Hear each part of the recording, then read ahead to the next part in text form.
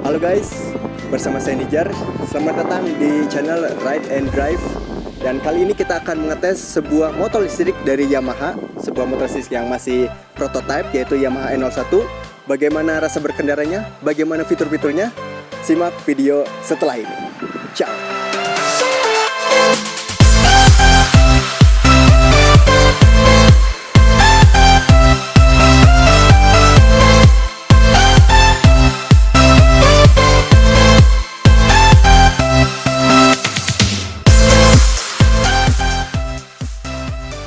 Oke guys, jadi inilah Yamaha E01, sebuah motor listrik prototype dari Yamaha. Ya, meskipun disebutnya sama Yamaha ini prototype, tapi menurut saya ini sudah kayak cocok lah untuk langsung masuk pasar gitu. Tapi ya Yamaha Indonesia pengen tes pasar dulu, apa sih pendapat masyarakat Indonesia tentang Yamaha N01 ini. Oke, pertama-tama kita bahas mulai dari desain overall. Secara desain sih ini secara proporsi ya, NMAX banget gitu.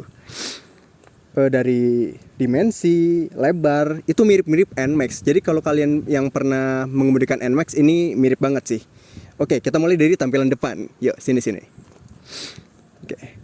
Dari tampilan depan ini emang kerasa futuristik banget ya. Gak salah sih, banyak yang bilang bahwa ini adalah NMAX yang versi futuristik atau NMAX listrik gitu.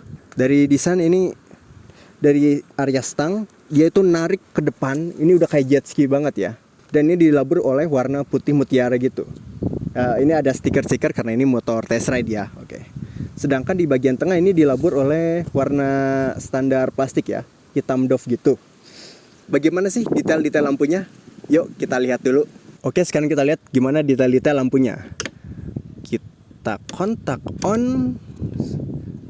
Nah, terus di kontak on, ini ada DRL ya. Ada 2 DRL yang mengapit tutup tangki. Bukan tangki sih, ini buat charger kan, ini elektrik kan. Ini sudah nyala dan uniknya lagi tidak seperti Yamaha yang sudah dijual, lampu dekatnya sudah nyala. Biasanya kalau di Yamaha itu DRL-nya baru nyala, kalau mesinnya nyala baru lampu dekatnya baru nyala. Dan sedangkan untuk lampu jauh, ya, dia nyorot dari sebelah kiri. Kalau dilihat-lihat sih ini lampu penempatan lampunya itu kayak R1M 2019 ya. Ya udah. Ya, dan yang saya suka juga, oh iya, untuk sen. Dia juga udah punya hazard dan sennya sudah LED. Ini mantap, harus dipertahankan. Kalau bisa sih turun ke merek tipe-tipe terbawahnya juga ya. So, nice. Oke. So, lanjut lagi. Untuk di bagian depan juga Yamaha juga mengaplikasikan sebuah windshield yang sebenarnya cukup tinggi ya, tapi nggak terlalu tinggi sih sebenarnya. Ya, tapi cukup lah untuk menghadang angin ke dada. Dan ini pengaturannya fix, but ya it's okay lah, karena udah diberi windshield. Oke, mantap. Sekarang kita lanjut ke bagian sampingnya. Oke, sekarang kita beralih ke area samping. Ya, kalau di area samping ini cukup simpel ya. Jadi kalau di depan ini ditarik ke depan, kalau yang dari tengah ini ditarik ke belakang gitu. Ya, cukup futuristik banget ya. Dan ini tidak banyak stripping, hanya ada stripping ini stripping aslinya ya. Ya, kalau ini stripping buat test ride doang. Di sini ada ya seperti biasa standar footstep dan dia sudah set stand switch. Jadi kalau kita standar, mesinnya tidak akan bisa dinyalakan. Dan ini ada footstep. Footstepnya cukup rapi ya. Jadi menyatu dengan body. Mantap. Dan ini uniknya, jika biasanya suspensinya ditaruh di area belakang, ini cukup di area center ya, di tengah gitu. Jadi mirip-mirip kayak monoshock gitu. Tapi sebenarnya ada 2 gitu. Di sini ada cover buat beltnya, dan ini beltnya terekspos ya. Kelihatannya lumayan cakep gitu. Secara overall sih simple dan manis gitu. Mantap. Sekarang kita ke bagian belakang. Oke, sekarang kita ke bagian belakang. Ini belakangnya menurut saya sih seksi banget ya, wih. Bagian belakangnya ini dia itu tidak punya spakbor. Wah, ngabers approve ini. Tapi tenang, karena meskipun tidak ada spakbor, motor ini sudah dibekali oleh mudguard. Jadi buat ciprat-cipratan ya minim lah gitu lah. Spakbornya tidak ada. Dan untuk ban belakang ini 130/70. Lagi-lagi mirip NMAX ya. R13 juga sama, dan dia sudah punya cakram belakang dan ABS juga. Jadi ABS-nya dual channel, dan dia juga punya traction control juga. Mantap. Dan ini nih yang saya suka, dia punya mata kucing. Jadi kesan-kesannya kayak motor-motor Eropa gitu. Karena di Indonesia jarang banget ya ada mata kucing gini. Ya, NMAX juga punya. Dan apalagi ya, mungkin kita lihat yuk gimana detail stop lampnya. Yuk kita gas. Oke, jadi ini untuk detail stop lampnya. Jadi ini untuk lampu senjanya, dia ada LED strip 1, dan yang ketika ditekan lampu rem, ketika direm, dia ada 4 titik LED. Dan ketika lampu sen dinyalakan, dia juga sudah LED. Dan ini speed box-nya mantap. Oke, kanan kiri udah LED, dan dia juga punya hazard, mantap. Dan dia juga lampu platnya sudah LED. Ini mantap banget sih. Jadi lebih terlihat lebih modern. Nice. Oke, sekarang kita lihat apa saja sih yang ada di dalam bagasi ini. Sebelumnya Yamaha N01 ini sudah dibekali dengan keyless ya. Ya mirip kayak NMAX, X-Max ya, kayak gini. Mirip. Ada satu tombol untuk answer back system. Ya. Kalau yang udah punya NMAX dan Yamaha keyless lainnya itu pasti sudah tahu ya cara mengoperasikannya. Jadi kita tinggal kantongin remote-nya, kita tinggal pencet. Nah, ada bunyi telek, kita langsung bisa untuk mengoperasikan keyless-nya. Ini di posisi on, karena kita ingin jok, kita ke posisi open. Kita buka seatnya, set, track. Oke. Nah, ini ada pegas ya, jadi gak akan turun, set. Tapi sayangnya cuma segini ya, nggak sampai full. Nah, di sini ada apa nih? Ini ada, jadi setiap pembelian ini bakal dikasih portable charger. Ini buat charger rumahnya. Ya. Colokannya udah colokan Indonesia, dan ini colokan buat ke depannya. Ini lumayan berat ya. Jadi buat yang beli ini, mending ditaruh aja, biar bagasinya full. Oke, kita taruh dulu, dan di sini kita lihat, sini nih. Bagasinya cukup dalam tapi tidak terlalu panjang ke sini ya. Ini sekitar 24 liter. Nah, pertanyaannya, apakah muat helm? Yuk kita tes. Oke, kita tes ke helm yang half face dulu ya. Ini ukuran M. Kita coba di kondisi berdiri. Masih bisa ya. Kita tutup, apakah bisa? Bisa, aman. Coba kita yang lebih besar lagi. Coba ke helm yang full face. Punten. Oke, makasih bang. Full face kita coba itu dulu ya. Dalam posisi ini. Apakah muat? Wih, kayaknya muat nih bang. Aduh, kurang rapi. Siap. Apakah muat? Kita tutup. Aduh, gak muat. Coba kalau dibalikin. Kalau dibalikin kayak gini, waduh, sayang banget gak muat ya. Mungkin kalau half face muat, untuk yang full face yang M ini kayaknya kurang muat. Ya, jadi bisa muat helm tapi cuma yang half face. Ya, gitulah. Oke, kita lanjut ke fitur-fitur yang lainnya. Oke, sekarang kita lihat fitur-fitur yang ada di speedonya. Kita kontak on. Set. Oke, jadi ini untuk detail speedometernya. Ketika dikontak on, seperti biasa ada animasinya. Set. Bentuknya mirip-mirip kayak itu ya, kayak Fazio, tapi ini yang versi lebih gede dan lebih lengkap. Jadi di atas ada jam digital, ada speedometer dengan kilometer per hour, ada indikator baterai, ada indikator mode. Jadi di sini sudah dibekali 3 mode, ada power, ada eco, dan ada standar. Nah, selanjutnya itu ada juga MID. Kita tinggal tekan. Di sini ada range, jarak yang bisa ditempuh dengan ini, ada 75 km. Terus kita next lagi. Ini ada indikator baterai secara nomor 77%. Kemudian ada trip. Ini jarak tempuh sudah 76,7 km. Kemudian next ada odometer. Terus ada menunya. Kita cek menunya ada apa aja. Di sini ada pengaturan jam, kita bisa atur-atur jamnya. Di sini bisa exit, kembali lagi ke tadi MID. Unit, kita bisa atur unitnya, bisa ke kilometer per hour atau bisa ke mile per hour. Wah, udah kayak luar-luar ya. Kita ke kilometer per hour aja. Kita ke mains. Di sini ada TCS ini untuk menonaktifkan traction controlnya, non-aktif atau on, bisa off. Ada light ini untuk mengatur intensitas cahayanya, bisa redup, bisa terang banget. Light, terus balik lagi ke clock. Sudah, itu saja. Oke, sekarang kita lihat ke bagian stang kiri dulu. Bagian kiri di sini ada seperti biasa lampu dekat, lampu jauh.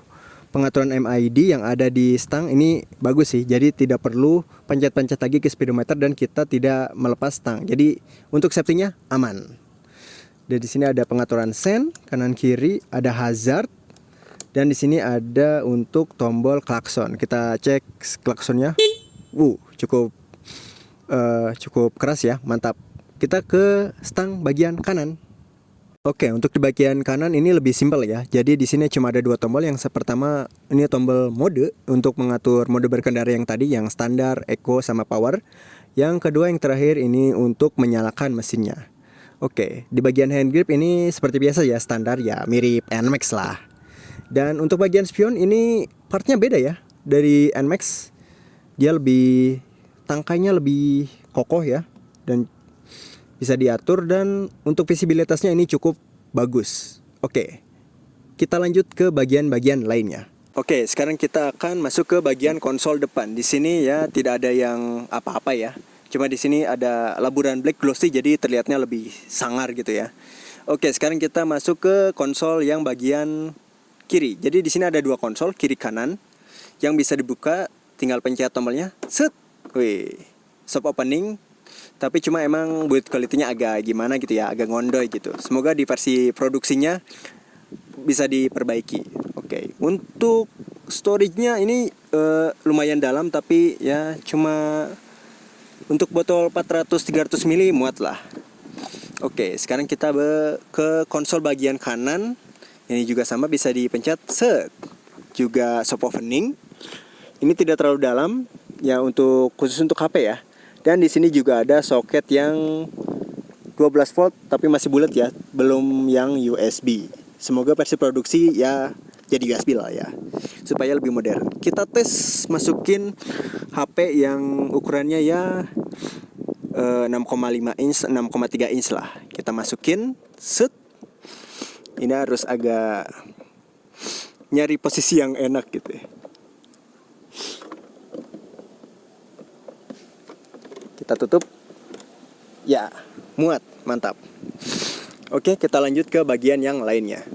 Oke, sekarang kita akan lihat posisi ridingnya. Oke, tinggi saya 165 cm. Kita lihat apakah jinjit atau tidak. Untuk posisi normal sih nggak terlalu jinjit ya ini. Ya masih bisa lah untuk 165 cm. Tinggal kalian napakin satu kaki sih, ya, udah napak sempurna ya. Ini mantap. Oke. Untuk footstep ini cukup lega ya. Jadi kalian bisa agak mundur sedikit, bisa agak maju juga bisa. Ini sepatu saya 42, ukurannya 42. Cukup lumayan lega ya. Dan dia bisa 2 mode berkendara. 2 mode gaya berkendara ya. Jadi bisa ini dan juga bisa agak selonjoran. Ini cukup lurus ya selonjorannya. Mantap. Ya, cukup lega, mantap. Dan untuk joknya ini empuk banget ya. Emang khasnya Yamaha, ini empuk banget dan materialnya juga cukup lembut gitu. Ini sumpah enak banget guys. Enak dan cukup lebar gitu. Cukup lebar dan tapi gak terlalu ngangkang ya. Jadi gak terlalu RDL lah, kaki kanan dan kaki kiri gitu. Mantap, joknya lebar dan posisi duduknya ini mantap banget sih, mantap. Sekarang kita akan coba gimana sih rasanya boncengan. Yuk, gas. Sekarang kita tes gimana sih rasanya boncengan di belakang. Tapi sebelumnya kita undang dulu teman saya. Riz, sini Riz.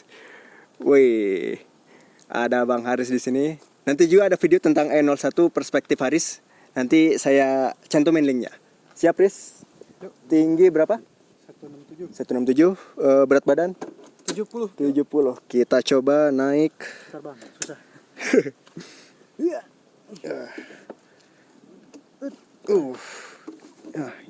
Nah, gimana rasanya? Mantap. Mantap, enak, empuk. Lebar di bagian belakang buat bokong. Dan ini kalau misalkan buat perjalanan jauh juga ini nggak akan capek sih. Masih nyaman ya. Mantap. Dan ini untuk pegangan Ya, pegangan. di boncengan di sini di pinggir. Oh, di pinggir Ini ya. bentuknya stainless ya, bukan plastik. Ya, bukan plastik. Mantap. Tapi kalian bisa juga ngebohongin, gak ada behelnya biar bisa meluk. Mantap. Fuckboy approve. Jangan guys, yang ditiru. Ini ada buat pegangan tangannya, untuk penumpang ada. Dan posisi duduk mantap ya. Posisi duduk mantap. Dan Mantap. untuk footstep sih. Footstep gimana? Terlalu maju atau enggak? Terlalu rapat ke dalam. Menurut ini ya. Ya sih. Jadi agak Kalau ada segini lah. Kalau untuk boncengan paling. Ya benar-benar. Oke. Kita next ke bagian selanjutnya.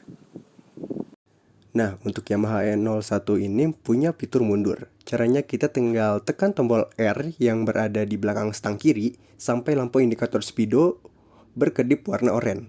Kemudian tekan tombol mode, tara, motor pun bisa mundur. Fitur mundur ini memudahkan ketika parkir karena berat motor ini mencapai 153 kg. Oke, sekarang kan tadi fitur-fitur sudah dijelaskan, desain eksterior dan bagasinya. Sekarang kita rasakan gimana sih rasanya berkendara dengan Yamaha E01 ini. So, yuk kita gas. Untuk impresi berkendara, Yamaha E01 ini dia punya bantingan suspensi yang ada di tengah. Cukup empuk tapi buntut belakang tidak ngebuang. Posisi ridingnya enak, untuk racing harian dari posisi kaki dan tangan cukup rileks. Untuk tenaga E01 ini dibekali 3 riding mode. Pertama ada Eco Mode dengan tenaga paling kecil 7,8 horsepower dan torsi 21 Nm. Ada juga mode standar dengan 10 horsepower dan torsi 24 Nm.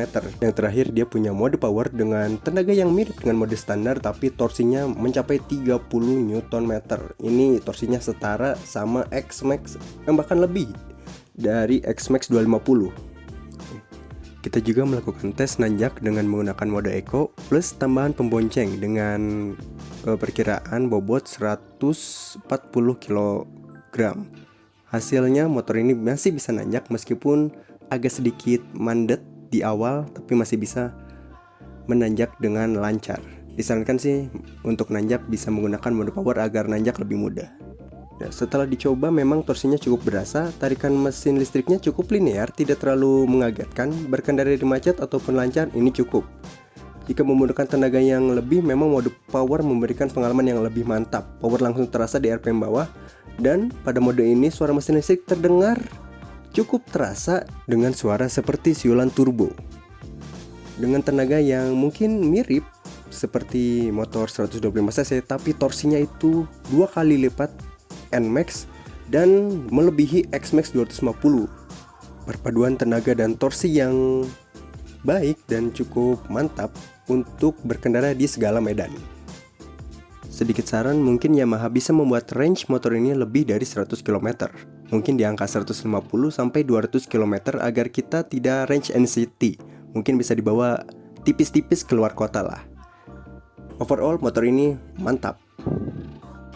Yamaha E01 ini mempunyai regenerative braking, di mana ia akan mengubah tenaga kinetik menjadi listrik ketika melepas gas. Rasa regenerative brakingnya sedikit terasa, dan positifnya range bisa bertambah 1-2 km.